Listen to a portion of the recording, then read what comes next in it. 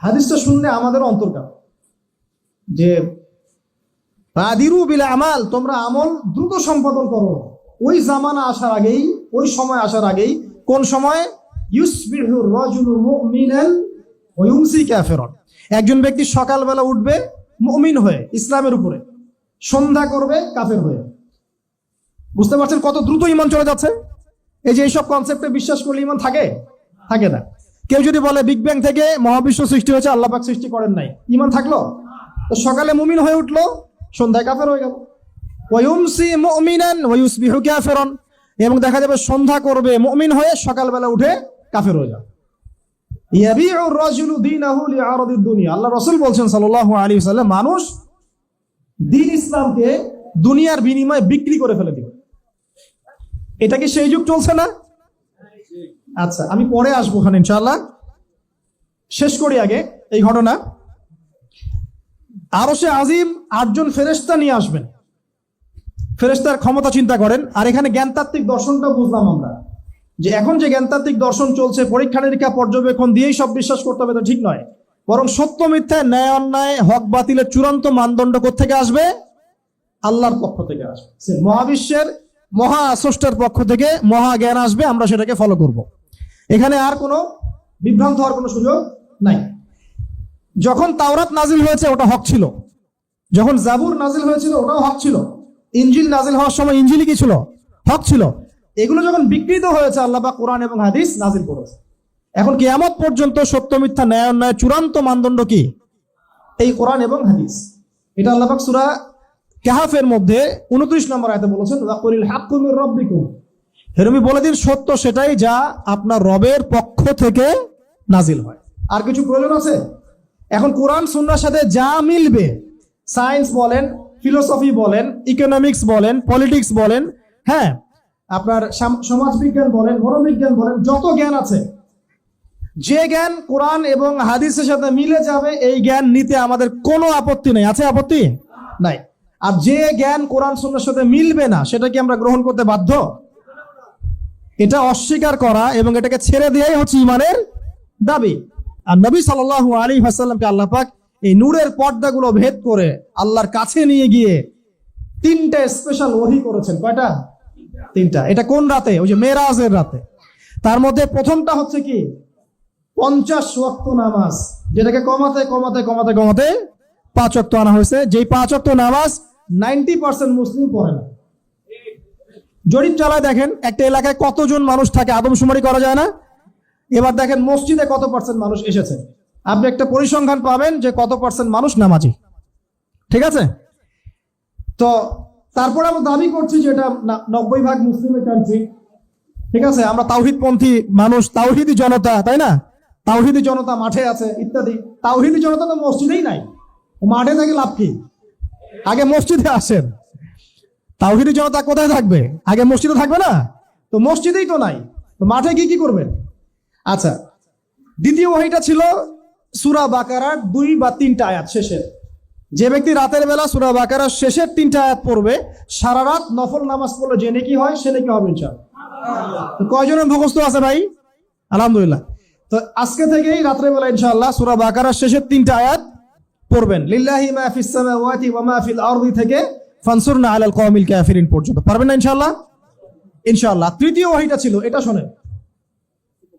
তৃতীয় ওহীটাই সবচেয়ে ইম্পর্টেন্ট, মানে আমাদের টপিকের সাথে। সেটা হচ্ছে আল্লাহ রাব্বুল আলামিন ওয়াদা করেছেন তার নবী মুহাম্মদ সাল্লাল্লাহু আলাইহি ওয়াসাল্লামকে যে তোমার উম্মতের মধ্যে যে কেউ, যে কোনো নারী, পুরুষ, সাদা, কালো, ধনী, গরিব, হুএভার হি ইজ, যে কেউ যদি শিরিক না করে মারা যায় বা শিরিক মুক্ত পাপ নিয়ে আমার সামনে হাজির হয়, আমি তাকে মাফ করে দেব ইনশাআল্লাহ। তাহলে আজকের লেকচারের সবচেয়ে ইম্পর্টেন্ট জায়গা কোনটা? যে আমাদের আমল নামায় এবং আকীদায় কোনো শিরিক থাকা যাবে না। কিন্তু এই শিরিক আমাদের সকাল সন্ধ্যা ঢুকে পড়ছে না। ওই যে কয়েকটা এক্সাম্পল দিলাম, যে মৌলবাদ, আপনার ধর্মান্ধতা, আপনার বিগ ব্যাং, প্রতি মুহূর্তে শিরকে পড়ছি আমরা। এগুলো আধুনিক শিরক। এই যে এখানে ইকোনমিক সেক্টরে অনেক মানুষ আছেন, আমি জানি তারা আছেন। ইকোনমিক একটা সিস্টেম আছে কোরআনে, না আছে না? ব্যবসা আছে, হালাল অর্থনীতির কথা আছে, কৃষিভিত্তিক অর্থনীতির কথা আছে, গোল্ড কয়েনের কথা আছে, সিলভার ডিরহামের কথা আছে।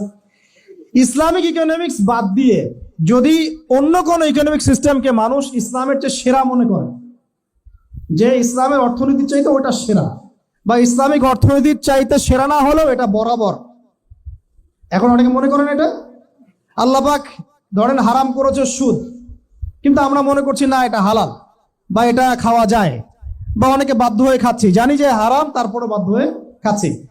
কেউ যদি বিশ্বাস পোষণ করে যে আল্লাহ পাক যেটা হারাম করেছেন সেটা হালাল, বা আল্লাহ পাক যেটা হালাল করেছেন সেটা হারাম, কথা বুঝতে পারছেন? আল্লাহর হালালকে কেউ যদি হারাম মনে করে, আল্লাহর আবার আপনার হালালকে কেউ হারাম মনে করে, হারামকে হালাল মনে করে, এমন আকীদাও যদি কেউ পোষণ করে, এটাও শিরক, এটাও শিরক। ওই অবস্থায় মারা গেলে মুশরিক। অন্য যে কোনো বিষয় হতে পারে, যেমন শেষ জামানা সম্পর্কে বলা আছে, তোর এক শ্রেণীর মানুষ মদকে হালাল মনে করবে, আছে না? এবং মদ পান করবে, নাম অন্য নাম দিবে। আমি আরবিগুলো বলার সময় পাচ্ছি না আজকে। মদ পান করবে হালাল মনে করে, অথবা মদ পান করবে অন্য নাম দিয়ে, মদ বলবে না, বলবে রাম, বলবে হুইস্কি, আর কি ভাই বলবে, হ্যাঁ ইয়াবা, অথবা হ্যাঁ সফট ড্রিঙ্কস এর মধ্যে অনেকগুলো আছে যেগুলোর মধ্যে অ্যালকোহল এর উপস্থিতি আছে, এই টাইপের আর কি, হুইস্কি বা যে নামগুলো আপনারা জানেন। তো যদি কেউ আল্লাহ পাকের এই যে হারামকে হালাল মনে করে খায়, শিরক করছে। কবিরাগুলো তো করছেই, শিরকের পাপও করছে। নবীজি বলেছেন লাম আরাহুমা, আমি ওদেরকে দেখি নাই, তার মানে এমন ওই যুগে তারা ছিল না। কোন যুগে তারা আসবে? এই যে এই যুগে এসেছে, আজকে থেকে 100 বছর আগেও ছিল না। আপনার নানি কি ওরকম কাপড় পরতো? এই যে বলছে 1000 বছরের সংস্কৃতি, ব্লাউজ ছাড়া শাড়ি পরা, আমার নানি কি ওরকম কারো কাপড় পরেছে কখনো? আমার নানিকে তো মানুষ দেখেই নাই, এমন একটা অবস্থা। আপনার দাদিকে দেখেন, মানুষ দেখেই নাই, জানতোই না যে ওই বাসায় কোনো মহিলা আছে। এমনকি রবীন্দ্রনাথ ঠাকুরের মাকেও কেউ দেখে নাই। তারা ওই সময় যদিও মুসলিম ছিলেন না, কিন্তু পর্দা মেনে চলতেন। আপনি অবাক হয়ে যাবেন, প্রতিটা মৌলিক ধর্মগ্রন্থেই মেয়েদের স্বাধীনতার কথা আছে। বাইবেল বলেন, বেদ বলেন, এই যে ওল্ড টেস্টামেন্ট বলেন, নিউ টেস্টামেন্ট বলেন, এই যে আরেকটা বই আছে কিতাবুল মুকাদ্দাস, এগুলো পড়েন, দেখবেন যে প্রতিটা প্রধান ধর্মগ্রন্থেই পর্দার কথা আছে। তাহলে এরা যা বলছে 1000 বছর থেকে এভাবেই ছিল, মিথ্যা কথা না? মিথ্যা কথা। দলিল কোথায় জানেন?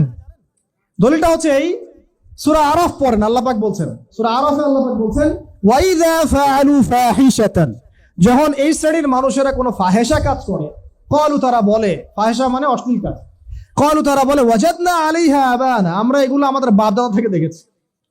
বুঝতে পারছেন না? আমরা দেখেছি 1000 বছর থেকে চলে আসছে এগুলা, এটা আমাদের কালচার। নাউজুবিল্লাহ। বলে আল্লাহু আমারনা বিহা, আল্লাহই আমাদেরকে আদেশ করেছে। নাউজুবিল্লাহ। আল্লাহ বলেন কুল, হে নবী বলে দিন, ইন্নাল্লাহা লা ইয়া'মুরুকুম বিল ফাহশা, আল্লাহ পাক কোন অশ্লীল কাজের আদেশ করতে পারেন না। আচ্ছা, কুলুনা আলাল্লাহি মা লা তা'লামুন, তোমরা কি এমন কথা বলছো যে বিষয়ে তোমাদের জ্ঞান নাই? তোমরা কি আল্লাহ সম্পর্কে এমন কথা বলছো যে বিষয়ে তোমাদের জ্ঞান নাই? বরং কুল, হে নবী আপনি বলে দিন, আমার রব্বি বিল কিসত, আমাদের রব আদেশ করেন ন্যায়ের। ওয়াকিমু ওয়ুজুহাকুম ইনদা কুল্লি মসজিদ, প্রত্যেক সালাতের সময় একনিষ্ঠতার সাথে চেহারা আল্লাহর দিকে ফেরাবো, এই আদেশ আল্লাহ পাক করেন। ওয়াদউহু মুখলিসিনা লাহুদ্দিন, মুখলিস ভাবে আল্লাহকে ডাকবে, এই আদেশ আল্লাহ পাক করেন। আল্লাহ পাক অশ্লীল কাজ আদেশ করেন? তো এই যে বিষয়গুলো আপনাকে শেষ জামানা চেনার জন্য জাস্ট চোখ আর দুইটা চোখ খোলেন, ভেতরের চোখ আর বাইরের চোখ। এই মেয়েদের সম্পর্কে নবীজি কি বলেছেন সেটা শুনেন। নবীজি বলেছেন সাল্লাল্লাহু আলাইহি ওয়াসাল্লাম লা তাজিদনা রিহাহা, লা ইয়াদখুলনাল জান্নাতা ওয়া লা তাজিদনা রিহাহা, এরা জান্নাতে যাবেও না, জান্নাতের গন্ধ পর্যন্ত পাবে না। যদিও বা জান্নাতের গন্ধ বহু দূর দূরান্ত থেকে পাওয়া যাবে। এই জেনারেশন কি আগে ছিল? ছিল না। তো এগুলোর সাথে শেষ জামানা সম্পর্কিত আছে। এটাই শেষ জামানা যেখানে মাদককে মানুষ হালাল মনে করছে, মানুষ পরকীয়াকে হালাল মনে করছে, অশ্লীল ভাবে চলাকে মানুষ হালাল মনে করছে, মানুষ সুদ খাচ্ছে হালাল মনে করছে, মানুষ দিব্যি ঘুষ খাচ্ছে, কোনো ফিলিংস নাই, দিব্যি প্রতিদিন দুর্নীতি হচ্ছে। মানে আপনি যদি চোরের হাত কাটা শুরু করেন, তাহলে কতগুলো মানুষের যে হাত থাকবে বাংলাদেশে আল্লাহ ভালো জানে। মানে চুরি আর চুরি, মানে কোথাও অল্প মাত্রায় চুরি, কোথাও পুকুর চুরি। আমরা দেখি যে রাস্তাঘাটে ওই যে ছিচকা চোর কিছু থাকে, এদেরকে মানুষ খুব পিটানি দেয়, তাই না? অথচ বড় বড় চোরের কোনো খোঁজ নাই, কোটি কোটি টাকা নাই, কোনো খোঁজ নাই। তো খোঁজ কখন হবে? আর কিয়ামত, আমরা আগে ভাবতাম কিয়ামতের কি দরকার ছিল, আল্লাহ পাক কেন যে এত কষ্ট, না কিয়ামতে মানুষ এত কষ্ট হবে, আল্লাহ পাক যে কেন এরকম করলেন, মানুষের জন্ম না নিলেই হয়তো ভালো হতো, আমরা চিন্তা করতাম। এই চিন্তাটা কিন্তু অনেক সাহাবীও করতেন যে মানুষের জন্ম না নিয়ে যদি গাছ হতাম, লাউ কুনতু শাজারা।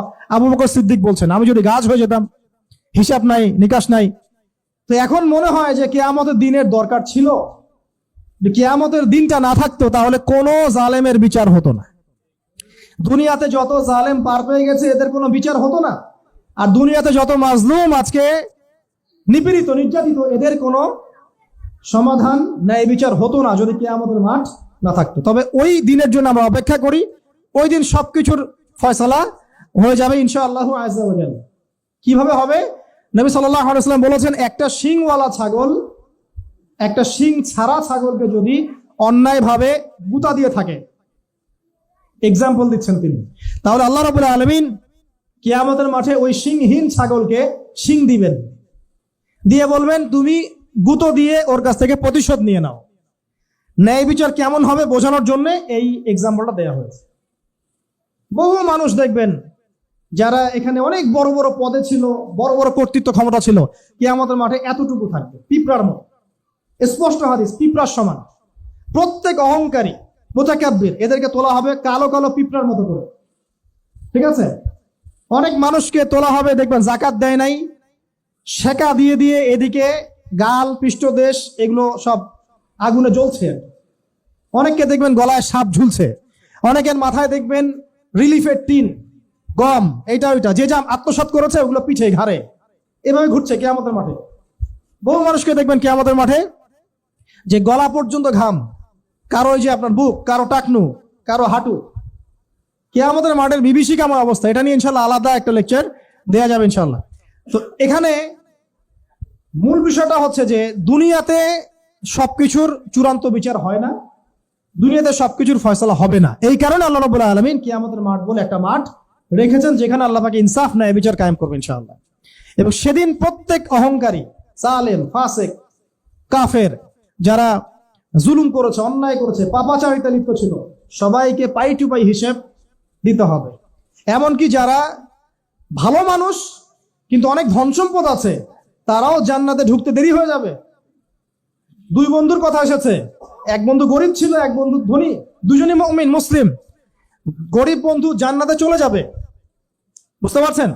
আর এই ধনী বন্ধুটাকে আটকে রাখা হচ্ছে, তার মালের হিসাব, মালের হক আদায় করেছে কিনা, আত্মীয়কে হক দিয়েছো কিনা, জাকাত দিয়েছো কিনা, সদকা করেছো কিনা, হ্যাঁ, তোমার মালের উপর যাদের হক ছিল ঠিকঠাক পরিশোধ করেছো কিনা। মানে মুসলিমদের মধ্যেও যারা সম্পদশালী হবে, যাদের উপর আমানতের দায়িত্ব আছে, কারো উপর নেতৃত্বের আমানত, কারো প্রতি ইলমের আমানত, কারো প্রতি আরো অনেক আমানত আছে না, এগুলো ঠিকঠাক পূরণ করেছে কিনা না হিসেব দেয়া পর্যন্ত কেউ জান্নাতে যেতে পারবে না। অতএব ওই দিনকে যদি ভয় করি আমরা, পরকালের চেতনা যদি আমাদের থাকে, ইনশাআল্লাহ তাআলা আমাদের পক্ষে আল্লাহর কোরআন এবং তার নবীর হাদিসের বাইরে যাওয়া সম্ভব না ইনশাআল্লাহ। শেষ জামানার অন্যতম একটা পাপ হবে শিরকের পাপ, যার একটা এক্সাম্পল দিচ্ছিলাম আমি, যে মানুষ এই যুগে আল্লাহ পাকের হারাম গুলোকে হালাল করে নিবে, আবার আল্লাহ পাকের হালাল গুলোকে হারাম করে ফেলবে, দুটোই করবে। হারামকেও হালাল করবে, হালালকেও হারাম করবে।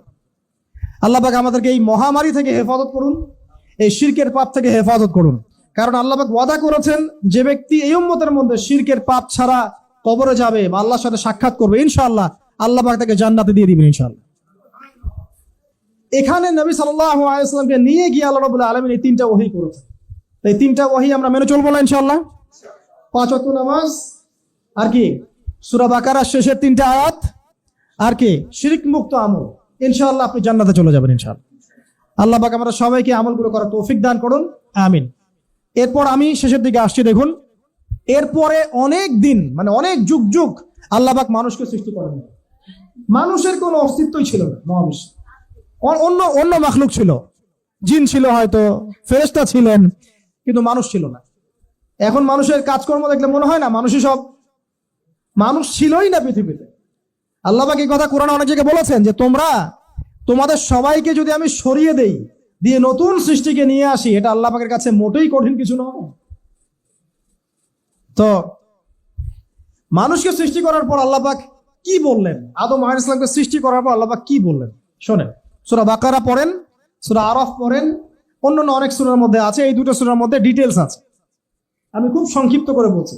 আল্লাহ পাক ফেরেশতাদেরকে ডাকলেন, সব ফেরেশতাকে ডাকলেন, ডেকে বললেন যে ইন্নী জাইলুন ফিল আরদি খলিফা, আমি পৃথিবীতে খলিফা পাঠাতে চাই। কি পাঠাতে চাই?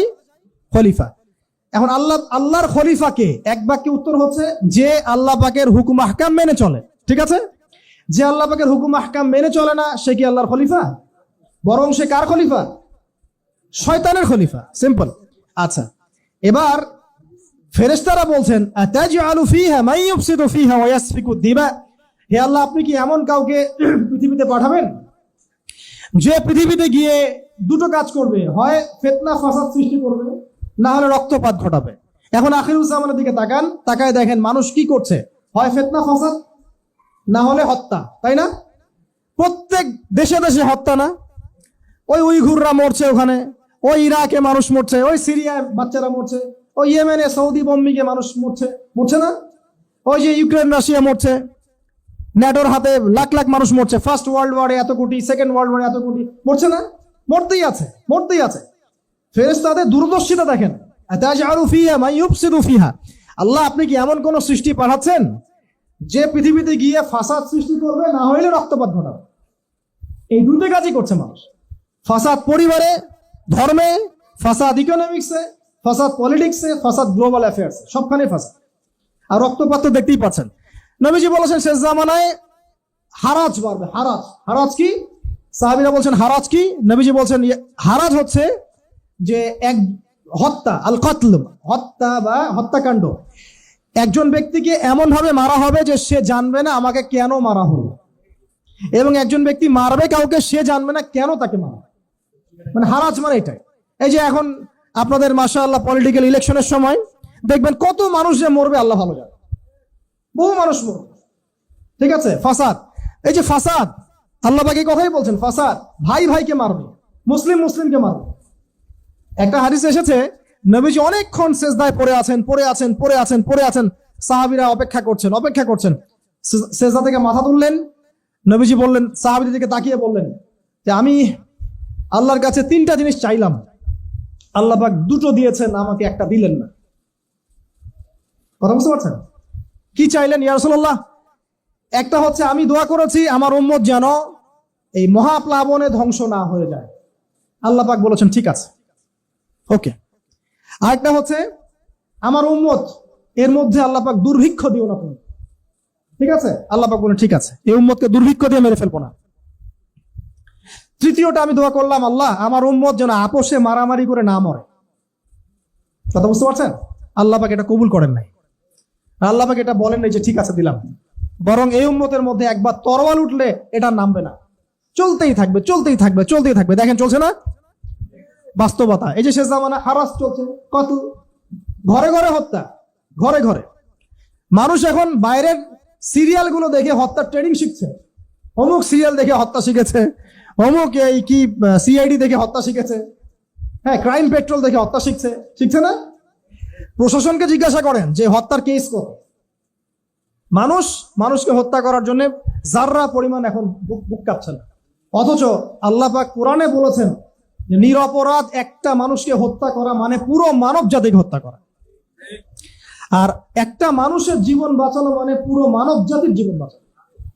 তো দেখুন কোন জায়গায় আছি আমরা।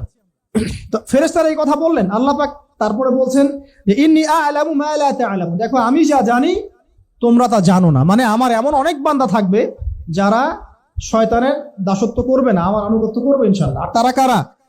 নিঃসন্দেহে যুগে যুগে মুসলিমরাই, ইতিহাসের শুরু থেকে শেষ পর্যন্ত যারাই আল্লাহর আনুগত্য করেছে, রাসূলগণকে মেনে চলেছে, ইনশাআল্লাহ তারা জান্নাতে যাবে ইনশাআল্লাহ। আর সবচেয়ে বেশি জান্নাতে যাবে এই উম্মতের মানুষ ইনশাআল্লাহ। মানে ম্যাক্সিমাম পার্সেন্টেজ হবে এই উম্মতে। কথা বুঝতে পারছেন? আল্লাহ পাক আমাদের সবাইকে জান্নাত নসিব করুন, আমিন। শিরক মুক্ত আমল করার তৌফিক দান করুন। এরপরে আল্লাহ রাব্বুল আলামিন আদম আলাইহিস সালামকে জ্ঞান শিক্ষা দিলেন, সমস্ত নাম শিক্ষা দিলেন, আর ফেরেশতাদেরকে ডাকলেন, ডেকে বললেন তোমরা নামগুলো বলে দাও। এখানে নাম মানে কিন্তু জাস্ট নাম নয়, ইসম নাউন্স এগুলো না। নাম মানে এখানে জ্ঞান। নাম মানে কি? জ্ঞান। পুরো মহাবিশ্বের জ্ঞান আল্লাহ পাক শিক্ষা দিলেন। এবং ফেরেশতারা যে জ্ঞানগুলো জানতেন না, তারা বললেন যে লা ইলমা লানা ইল্লা মা আল্লামতানা, আমাদেরকে যা শিখিয়েছেন এর বাইরে আমাদের কোনো জ্ঞান নাই হে আল্লাহ। আল্লাহ পাক তখন আদমকে বলছেন ইয়া আদম আম্বিহুম বিআসমাইহিম, তুমি সব নামগুলো বলে দাও দেখি। এবার আদম ফালাম্মা আনবাআহুম বিআসমাইহিম, আদম আলাইহিস সালাম সব নাম বলে দিলেন। সুবহানাল্লাহ। মানে আমাদের পিতা আদম আলাইহিস সালামকে আল্লাহ পাক জ্ঞান দিয়ে সম্মানিত করলেন। এটা হচ্ছে মূল কথা।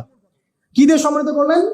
জ্ঞান দিয়ে। এই জ্ঞান শিক্ষা থেকে যখন মুসলিমরা পিছিয়ে পড়েছে, তখনই আজকে উম্মার এই অবস্থা হয়েছে। অতএব আমাদের এখানে আজকে একটা শিক্ষা আছে যে আমরা এখন জ্ঞানের একটা বিপ্লব যেন ঘটাতে পারি। কোরআন সুন্নাহর সাথে সমসাময়িক উপকারী সমস্ত জ্ঞান শেখার চেষ্টা করতে হবে। আল্লাহ পাক তৌফিক দান করুন। এবার আল্লাহ পাক সব ফেরেশতাকে ডাকলেন, ডেকে বলছেন ওয়াইস কুলনা লিল মালাইকাতি ইসজুদু লি আদম। এবার আল্লাহ পাক বলছেন যে তোমরা সবাই এখন আদমকে সিজদা করো। এখান থেকে আলোচনাটা শেষের দিকে যাবে, একটু মনোযোগ দেন। তোমরা আদমকে সিজদা করো। ফাসাজাদু, সবাই সিজদা করলো, এমন কোন ফেরেশতা নাই যে সিজদা করলো না। ইল্লা ইবলিস, শুধুমাত্র কে বাদ দিয়ে? ইবলিস। ইবলিস কিন্তু ফেরেশতা ছিল না, বরং সে ছিল একজন জিন। কানা মিনাল জিন্নি ফাফাসাকা আন আমরি রাব্বিহ, সে একজন জিন ছিল যে আল্লাহ পাকের আমর বা আদেশের অবাধ্যতা করেছিল। আবা ওয়াস্তাকবার, সে উদ্ধত হলো, অহংকার প্রদর্শন করলো, সে সিজদা করলো না। আল্লাহ পাক ডাকলেন, ডেকে বললেন মা মানাআকা আল্লা তাসজুদা ইযা আমারতুক, হে ইবলিস তোমাকে কিসে নিষেধ করলো আদমকে সিজদা করার ব্যাপারে? আমি যে আদেশ করলাম সিজদা করলা না কেন? কেন সিজদা করলা না? এবার আদম আলাইহিস সালামের সামনে, আল্লাহর সামনে ইবলিস বলছে, কি বলছে? আনা খায়রুম মিন, আমি তার চেয়ে উত্তম। খলাকতানি মিন নার ওয়া খলাকতাহু মিন তিন, আমাকে সৃষ্টি করেছেন আগুন দিয়ে, আদমকে সৃষ্টি করেছেন মাটি দিয়ে। তার মানে আল্লাহ, আপনি যে বলছেন আমাকে আদমকে সিজদা করতে, আপনি ভুল, আমি সঠিক। নাউযুবিল্লাহ, আমি কেন আদমকে সিজদা করব? আবা ওয়াস্তাকবার, সে উদ্ধত হলো, অহংকার প্রদর্শন করলো। আল্লাহ পাক এখান থেকে বের করে দিলেন, ফাখরুজ মিনহা, এখান থেকে বের হয়ে যাও। মাযউমান মাদহুরা, অপদস্থ হয়ে, লাঞ্ছিত হয়ে। ইবলিস বের হয়ে যাচ্ছে এবং চ্যালেঞ্জ করছে। তার আগে আল্লাহর কাছে দোয়াও করছে, রব্বি, হে আমার রব। ইবলিস বলছে আল্লাহকে, হে আমার রব। ইবলিস আস্তিক, ইবলিস নাস্তিক না। ইবলিস বলছে, হে আমার রব, আনজিরনি ইলা ইয়াউমি ইউবআসুন, আমাকে কিয়ামত দিবস পর্যন্ত অবকাশ দিন। আল্লাহ বলছেন যাও, ফাইন্নাকা মিনাল মুনযারিন, তোমাকে কিয়ামত পর্যন্ত ছাড় দেওয়া হলো। ঠিক আছে? আচ্ছা, আল্লাহ যদি ইবলিসের দোয়াও কবুল করতে পারেন, তাহলে আপনারা আবার করতে পারেন না? আমরা কেন দোয়া করি না? আমরা দোয়া তো কম করি কেন? আপনার দোয়া আপনি করুন। হুজুর ডেকে দোয়া করাতে হবে জরুরি না, আপনার দোয়া আপনি করুন, করতে শিখুন, সেজদায় পরে দোয়া করুন, ইনশাআল্লাহ আল্লাহ পাক আপনার দোয়া কবুল করবেন ইনশাআল্লাহ। এবার ইবলিস অবকাশ প্রাপ্ত হলো, এবার চ্যালেঞ্জ করছে। কি চ্যালেঞ্জ? ফাবিমা আগওয়াইতানি, এবার শোনেন ভালো করে। ফাবিমা আগওয়াইতানি, হে আল্লাহ, যে আদমের কারণে আপনি আমাকে আজকে বের করে দিলেন, লাআকুউদান্না লাহুম সিরাতাকাল মুস্তাকিম, ওদের সরল পথে আমি ওত পেতে বসে থাকি। শেষ জামানার প্রতিটা ঘটনায় দেখবেন শয়তান ওত পেতে বসে আছে। ইতিহাসের প্রথম পৃষ্ঠা শেষ পৃষ্ঠাকে মিলান, ঠিক আছে? প্রতিটা ঘটনা, জিনা, ব্যভিচার, দুর্নীতি, সুদ, ঘুষ, হত্যা, সব ইবলিস ওত পেতে বসে আছে, আছে না? লাআকুউদান্না লাহুম সিরাতাকাল মুস্তাকিম সুম্মা লাআতিয়ান্না মিন বাইনি আইদিহিম, এরপরেও আমি আদম সন্তানের ডান দিক থেকে আসবো, আদম সন্তানের সামন থেকে আসবো, ওয়া মিন খালফিহিম, পেছন থেকে আসবো, ওয়া আন আইমানিহিম, ডান দিক থেকে আসবো, ওয়া আন শামাইলিহিম, বাম দিক থেকে আসবো। মানে শয়তান ডান, বাম, সামন, পিছন সব দিক থেকে আসবে, চ্যালেঞ্জ করছে। ওয়ালা তাজিদু আকসারহুম শাকিরিন, আপনি বেশিরভাগ আদম সন্তানকেই শুকরগুজার পাবেন না। শেষ জামানায় কি বেশিরভাগ আদম সন্তান শুকরগুজার? বেশিরভাগ কি নামাজ পড়ে? বেশিরভাগ কি সুদ খায় না খায় না? বেশিরভাগ মদ খায় না খায় না? বেশিরভাগ দুর্নীতি করে না করে না? বেশিরভাগ লোক মানুষকে ঠকাচ্ছে কি ঠকাচ্ছে না? বেশিরভাগ ব্যবসায়ী মাপে কম দেয় না দেয় না? বেশিরভাগ, পুরো বিশ্বের বেশিরভাগ কান্ট্রিতে আল্লাহ বিরোধী আইন আছে কি নাই? সমস্ত জায়গায় দেখবেন আপনি বেশিরভাগ মানুষই ওয়ালা তাজিদু আকসারহুম শাকিরিন, বেশিরভাগকে আপনি শুকরগুজার পাবেন। মিলেছে শেষ জামানা? আপনি মিলাতে পারবেন? ওয়ালা তাজিদু আকসারহুম শাকিরিন। শুধু তাই নয়, এই চ্যালেঞ্জ হয়ে গেল, আদম আলাইহিস সালামকে এবার আল্লাহ পাক ডাকছেন। এখান থেকে শেষ করছি। দেখে বলছেন, ইয়া আদম, হে আদম শোনো, ইন্না শাইতান লাকুমা আদুউম মুবিন, তুমি আর তোমার স্ত্রী আদম এবং হাওয়া, স্ত্রীকে সৃষ্টি করা হয়েছে বুকের হাড়, পাঁজরের হাড় থেকে। তুমি আর তোমার স্ত্রীর স্পষ্ট শত্রু হচ্ছে শয়তান, এটা মনে রাখো আদম। এটা মনে রাখার পর, ইয়া আদম উসকুন আনতা ওয়া যাওজুকাল জান্নাহ, তুমি আর তোমার স্ত্রী জান্নাতে এখন থাকো। থাকো জান্নাতে, ফাকুলা মিনহা হাইসু শি'তুম রাগাদান, যেখান থেকে ইচ্ছা তোমরা এখান থেকে খাও, ফল খাও, ঘোরো ফিরো, যা ইচ্ছা করো। জান্নাতে যা ইচ্ছা হয় তুমি করো, আর তোমার স্ত্রী করুক, শুধু একটা কাজ করো না, ওয়ালা তাকরাবা হাদিহি শাজারা, বাস শেষ। একই পলিসি, ইতিহাসের প্রথম পৃষ্ঠা মিলান। তো আমাদের ফাদাল্লাহুমা বিগুরুর, এবার আমাদের পিতামাতা ডিসিভড হয়ে গেলেন, মানে শয়তানের ওয়াসওয়াসায় পড়ে গেলেন, এবং তারা ফাকালা মিনহুমা, এবার তারা সেখান থেকে ফল খেয়ে ফেললেন। ফল খাওয়ার সাথে সাথে আল্লাহ পাক তাদেরকে সেখান থেকে বের করে দেন নাই। ফল খাওয়ার সাথে সাথেই যা হয়েছে শোনেন, ফাবাদাত লাহুমা সাওআতিহিমা, তাদের গায়ের জান্নাতের যে পোশাক ধাপাস করে খুলে পড়ে গেল। পুরো মহাবিশ্বে প্রথমবারের মতো আদম সন্তান, মানে আদম আলাইহিস সালাম, মানুষ জাতি, মনুষ্য জাতি নগ্ন হয়ে গেল। মানে আমাদের পিতা মাতাকে শয়তান বিভ্রান্ত করে, মানে ডিসিভ করে নগ্ন করে দিল, গা থেকে জামা খুলে ফেলে দিল। কেউ যদি জোর করে আপনাকে পায়রা চত্বরে নিয়ে যায়, 100টা লোক ধরে আপনার জামাটা খুলে দেয় সবার সামনে, কেমন লাগবে চিন্তা করেন, এর চিন্তা করেন। তো সবার সামনে জান্নাতে ফেরেশতারা আছেন সবাই, ইবলিস এই ওয়াসওয়াসা দিতে দিতে যখন ফল খাওয়া হয়ে গেল, বাদাত লাহুমা সাওআতুহুমা, তাদের লজ্জাস্থান উন্মুক্ত হয়ে গেল, কাপড় খুলে গেল। তাহলে কাপড়টা খুলে ফেললো কে? আমাদের পিতা মাতাকে প্রলোভিত করে কাপড় খুলে ফেললো কে? তাহলে এখন শেষ জামানায় যারা কাপড় খোলার আন্দোলন করছে, এরা কার এজেন্ট? বুঝতে পারছেন এবার? মিলেছে? মিলেছে? প্রথম জামানা শেষ জামানা মিলেছে? আচ্ছা, ফাবাদাত লাহুমা সাওআতিহিমা ওয়া তাফিকা ইয়াখসিফানি আলাইহিমা মিন ওয়ারাকিল জান্নাহ। কি লজ্জা! আমাদের পিতামাতা তখন জান্নাতের গাছের পাতা ছিঁড়তে লাগলেন, ছিঁড়ে লজ্জাস্থান ঢাকতে লাগলেন। সুবহানাল্লাহ, লজ্জাস্থান ঢাকতে লাগলেন। এরপরে তারা ক্রন্দন করতে লাগলেন, কান্নাকাটি করতে লাগলেন, কি করলাম আল্লাহ, কি করলাম? এবার আল্লাহ পাক ডাকছেন, ডেকে বলছেন যে আমি কি তোমাদেরকে বারণ করি নাই গাছের কাছে যেতে? আদম এবং হাওয়া আলাইহিস সালাম তারা কান্নাকাটি করতে করতে আল্লাহর কাছে দোয়া শিখে নিচ্ছেন। কোন দোয়া? রব্বানা যালামনা আনফুসানা ওয়া ইল্লাম তাগফির লানা ওয়া তারহামনা লানাকুনান্না মিনাল খাসিরিন। এই দোয়া করছেন। এই দোয়া করার পর আল্লাহ রাব্বুল আলামিন তাদেরকে মাফ করে দিলেন এবং জান্নাত থেকে পৃথিবীতে নামিয়ে দিলেন। এই হচ্ছে মানব জাতির শুরু হলো এখানে, আর এই হলো আপনার শেষ জামানা। তো শুরুর পৃষ্ঠাটা আপনাকে পড়ালাম। আদম এবং হাওয়া আলাইহিস সালাম তাদেরকে পথভ্রষ্ট করলো কে? শয়তান। গা থেকে কাপড় খুলে ফেলে দিল। শুধু তাই নয়, জান্নাতের চিরস্থায়ী জীবন থেকে আমরা পৃথিবীর নশ্বর জীবনে চলে আসলাম। এবং এখানে আসার পর ওই যে শয়তান চ্যালেঞ্জ করলো, আমি ডান থেকে আসবো, বাম থেকে আসবো, সামন পিছন থেকে আসবো, বেশিরভাগকে পথভ্রষ্ট করে ছেড়ে দিব। এখন যুগে যুগে আপনি মিলান, দেখবেন প্রত্যেক যুগে যুগেই বেশিরভাগ আদম সন্তান পথভ্রষ্ট হয়ে গেছে।